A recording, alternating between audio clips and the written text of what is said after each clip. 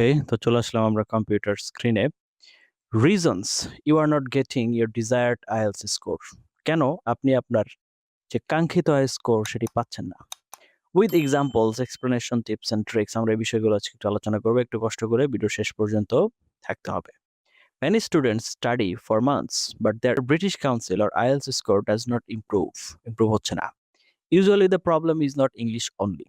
যদি আমরা কমনলি চিন্তা করি, শুধুমাত্র ইংরেজি যে মেইন সমস্যার ব্যাপারটা এমন না। It is often strategy, habits or misunderstandings of the test. Test সম্পর্কে ভালো করে না বোঝা। Number 1, you answer the question partially. Partially মানে কি? আংশিকভাবে। আপনি যেকোনো প্রশ্নের উত্তর সম্পূর্ণ না দিয়ে আংশিক দিচ্ছেন। This is one of the biggest reasons students lose marks in speaking.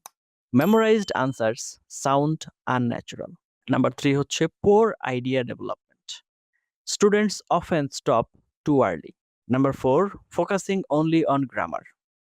Many students think if my grammar is perfect, I will get banned. No,